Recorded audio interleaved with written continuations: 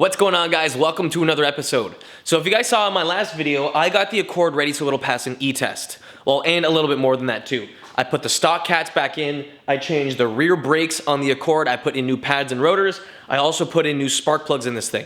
I flashed the car back to the stock ECU settings, and the car should in theory be able to pass an e-test. Now, for the life of me, it wouldn't pass. I've already done 3 emissions tests, and this is my hopefully 4th and final one.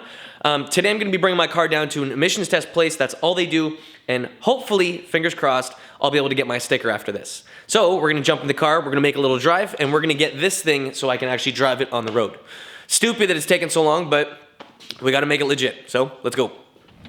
Okay, so we're just pulling into the e-test place. Hopefully, the car should pass. Now, I do also have a new dash cam, and I can show you guys if it works, if it doesn't. You can see the audio, you guys can see the video, you can see everything that's going on. So, if the tech says anything while he's in the car, if he does whatever, I can actually see what he's doing, which I think is pretty sweet. Kind of creepy at the same time, but still pretty sweet. So, I'll see you guys in about 15-20 minutes.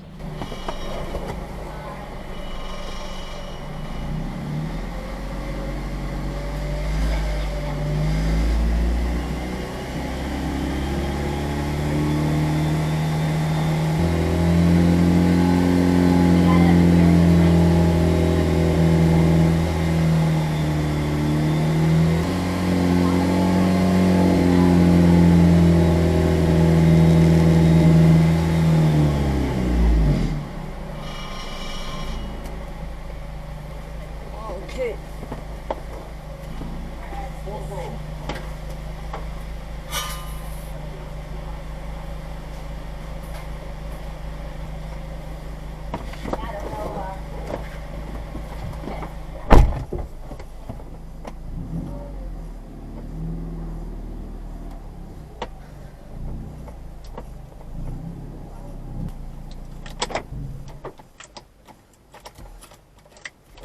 Okay, so legit not even 15 minutes later, the car got e-tested and it passed with flying colors this time.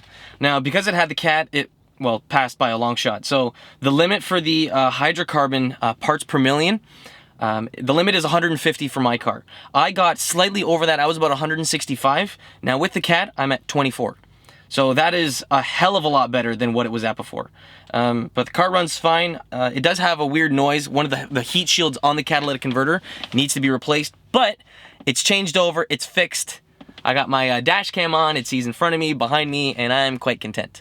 So I'm actually gonna go home and I'm gonna show you guys what dash cam I picked up because it's actually really nice. You can see forwards and backwards and it gets in really good quality. So if you guys have a car that you guys wanna get a dash cam for, this is probably your go-to kit because it not only monitors GPS, it's got your speed, you can hardwire it into the car so you're not gonna have any dangling wires or anything around. I haven't gotten to that extent yet because I'm not sure what car I wanna put it in, but it works, it does the trick, and I'm really excited about it. So let's go home and I'll tell you all about it. Okay, so the way that the mount works is it's pretty straightforward. We've got a really long cable that connects up to the DC port, or no, what is it called? Whatever, the 12-volt port in your car. So it looks like this. When it's on, this is like a little light, I guess. There's a light behind this. This turns blue. Now, what's cool about this too is that even if you use this port and you have it occupied by your dash cam, if you turn this, you can see that there's a little USB port underneath it.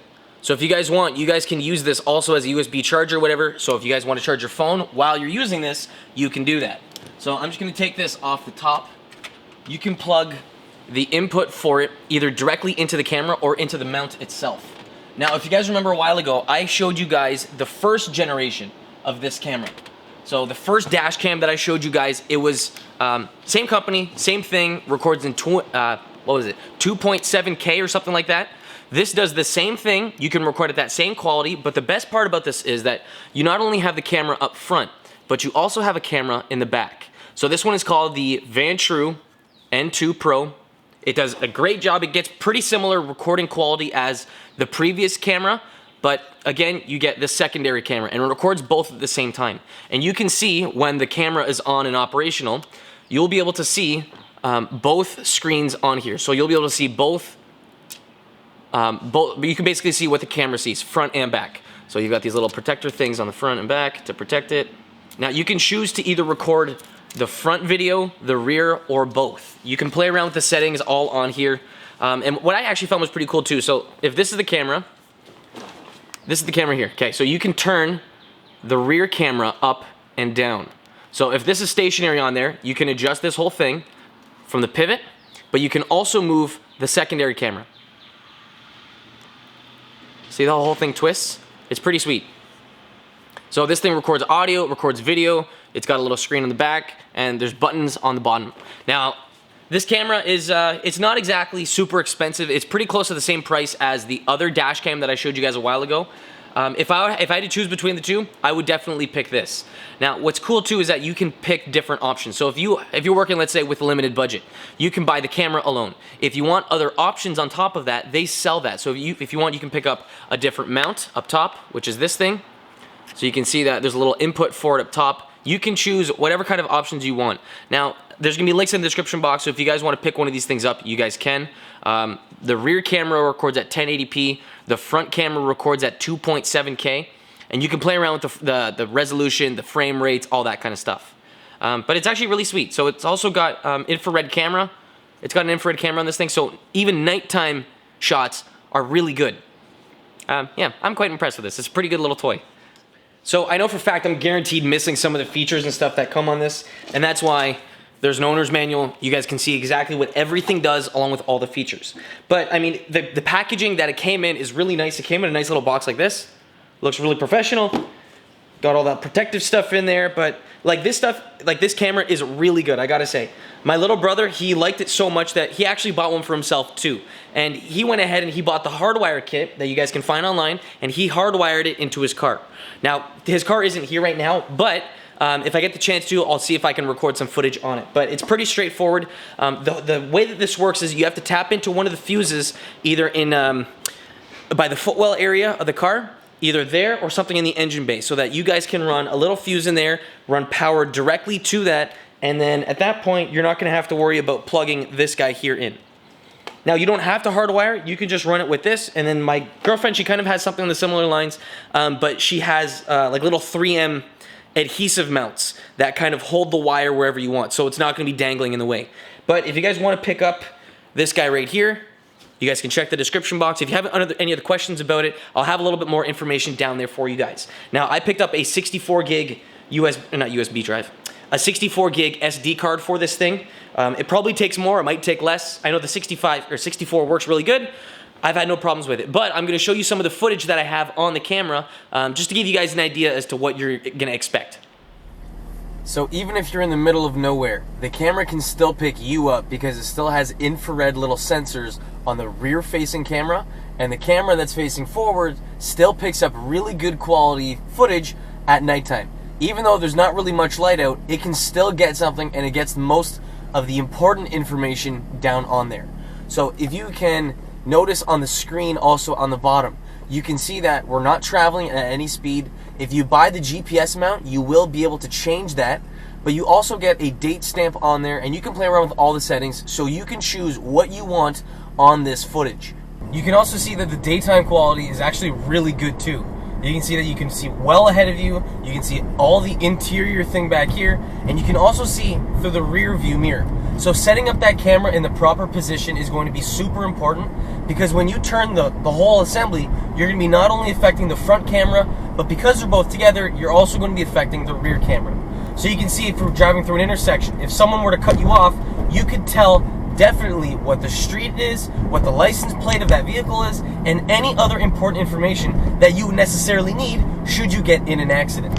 So if someone were to cut you off, you'd have their plate, you'd have their vehicle, you have a picture of everything. And the best part is, not only do you have a picture and the information of that specific car, but you have video proof of what they did.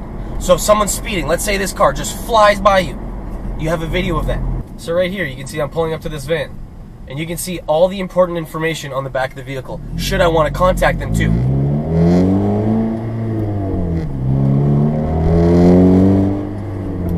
You'd be surprised on how many idiots there are on the road and how many times you're gonna get cut off.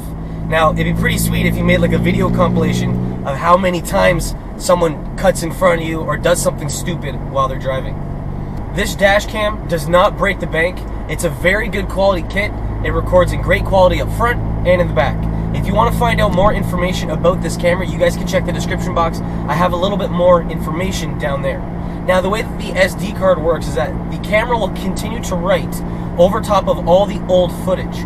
Now, the only time that it doesn't do that is if there is what's called an event. So if the dash cam notices that there's a high G situation where, let's say, there's a really quick turn or a bump or an accident, it will automatically save that and put it inside a different file or in a different folder, and it will save it so that it won't write over that information. But any other regular time that you're just driving or parking or doing whatever, if there's not necessarily an event, it's just going to write over it.